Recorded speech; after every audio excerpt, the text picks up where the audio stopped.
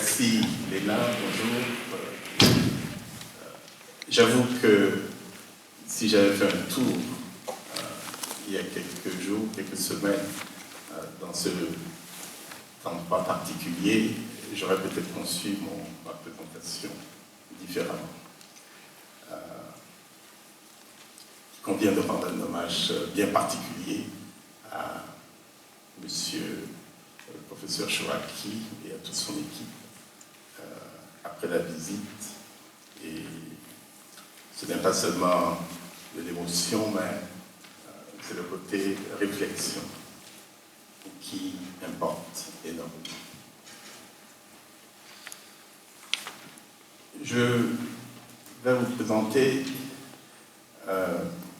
pendant quelques minutes un aspect bien curieux, je dirais, de la prévention des crimes de masse.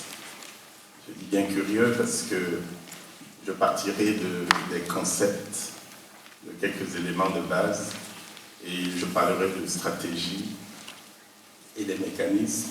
Je garderai peut-être pour la table ronde, les échanges, la partie acteurs, et je vais conclure avec des interrogations et des questionnements. Ce que j'appelle curieux, c'est que quand on parle de prévention, il faut définir un cadre. Et j'ai remonté dans ma mémoire d'historien à ce qu'on appelle l'État westphalien. Donc 1648, on crée l'État.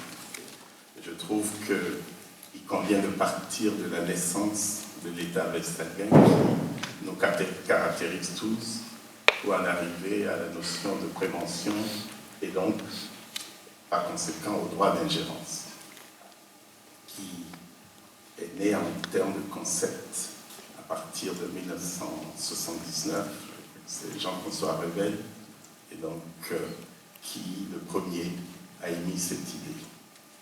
L'État westphalien, avec 6 principes, souveraineté, territorialité, État-nation, gouvernance, droit international et les traités, conflit entre États et puis l'équilibre des puissances.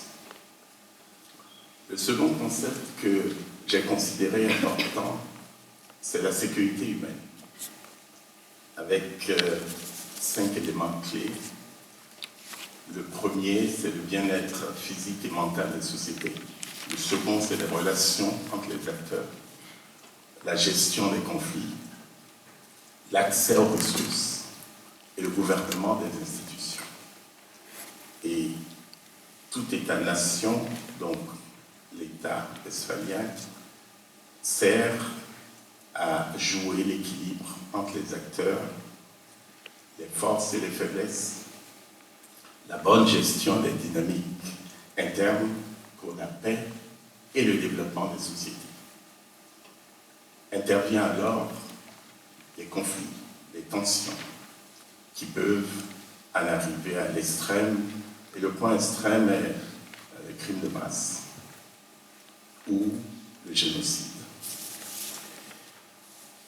Je passe au silence la définition des crimes de masse et le génocide. Et je retiens les théâtres les plus récents, que ce soit en Afrique subsaharienne ou dans l'Europe des Balkans, au Moyen-Orient et également en Asie du Sud-Est. Et je retiens que c'est quand les tensions sont exacerbées et le plus souvent soutenues par une volonté politique et très souvent par un État censé gérer les forces et les faiblesses, qu'on en arrive donc à ce crime qui est un crime des droits des gens. Parce que les crimes de masse ou le génocide supposent une organisation, une stratégie délibérée le plus souvent, une mise en œuvre par un gouvernement ou par des groupes bénéficiant du soutien de l'appareil étatique. Le problème, ce n'est pas l'anarchie que cela crée, Le problème, c'est la caractéristique majeure qui consiste à la destruction de larges fractions d'une population civile, souvent accompagnée d'atrocités qui, à première vue, semblent ne servir à rien. L'autre point, c'est la durée et la réaction de l'autorité. Cela m'amène à vous parler des stratégies que j'appelle stratégies préventives. Après le génocide rwandais, M. Kofi Annan, qui était à cette époque en charge des opérations de maintien de la paix, a attendu presque une dizaine d'années avant de venir avec un plan d'action en 5 ans. D'abord la prévention, ensuite la protection des civils, l'impunité, la lutte contre l'impunité, les poursuites judiciaires et la nécessité d'agir rapidement au cas où la prévention n'a pas abouti ou que les éléments de prévention n'ont pu empêcher les crimes de masse ou le génocide.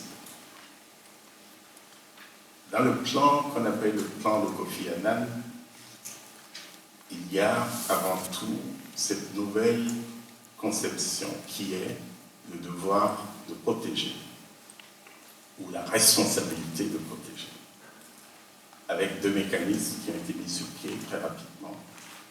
Le bureau du Conseil spécial pour la prévention du génocide et le bureau du Conseil spécial pour la responsabilité de protéger.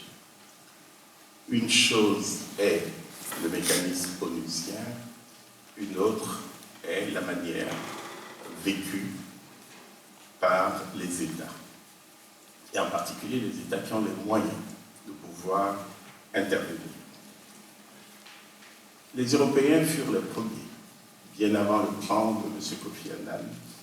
Le Conseil européen, dès 2001, à Göteborg, a développé au sein de l'Union européenne des termes de prévention conduisant des thèmes de prévention des conflits, avec la création d'un corps civil européen pour la paix.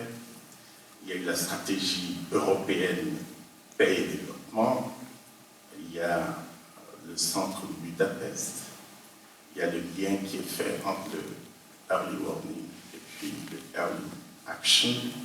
Il y a eu la nécessité de créer entre les organisations non gouvernementales des experts et surtout la culture de la prévention des génocides. Les Américains n'ont pas été du reste dans ce mécanisme de prévention et dès 2007, les États-Unis ont déclaré que la prévention du génocide et des crimes de masse doivent être élevées au niveau de priorité nationale, avec 4 schémas: le early warning, le early prevention, preventive diplomacy et le military intervention. Mais à côté de tout cela, ce qui compte, c'est la série de décisions ou d'interventions ou d'actions soutenues par aussi bien les États au niveau de l'Europe, au niveau de l'Afrique, avec le développement des échanges d'informations, la recherche de solutions, la médiation, les interventions ouvertes et fermées, les projets éducatifs, le développement d'une volonté commune de lutter contre les crimes de masse, les pressions diplomatiques, la nécessité de prendre ou de faire prendre le pas de l'éthique sur les intérêts politiques et économiques, et puis surtout la nécessité de poursuivre la réflexion sur les causes profondes des crimes de masse. Les interrogations que cette présentation ont soulevées en moi procèdent de cet État westphalien à la responsabilité de protéger, dans un monde de plus en plus complexe où les enjeux dépassent les frontières nationales, où le principe de la légitimité de l'action politique se fait dépasser par le conflit avec le droit d'ingérence. Faut-il continuer à passer sous silence les critiques et les oppositions? Doit-on considérer la prévention comme un objectif stratégique? Doit-on se référer aux lois mémorielles, telles que le style français avec le génocide arménien? À partir de quand doit-on passer de l'inaction et dépasser l'inadmissible? Quelle est la temporalité? Combien de temps doit-on attendre avant d'agir? Quel est l'effet positif de l'action? Quelle est la motivation? Quel degré de sélection, de sélectivité? Et surtout, quand on intervient, pour combien de temps? Et comment travailler la transition pour que la paix soit véritablement gagnée? Une chose est cet État, cet ordre westphalien qui a été créé. Une autre est la responsabilité des États qu'il convient de définir, de préciser, de consolider. Et surtout, quel est le degré d'appréciation des modalités de prévention de l'État ou des États? Quelle est la forme de complicité qu'on peut accepter sur le plan international? Et quelles sont les formes empiriques que nous avons vécues de prévention et qui n'ont pas abouti? Sans compter maintenant toute la doctrine qui va avec la prévention en termes de littérature, en termes de jurisprudence. Et avant tout, quelle est l'obligation de prévention des États? Ce sont les différentes questions que je me suis posées, auxquelles je n'ai pas trouvé de raison ou de résultat concluant.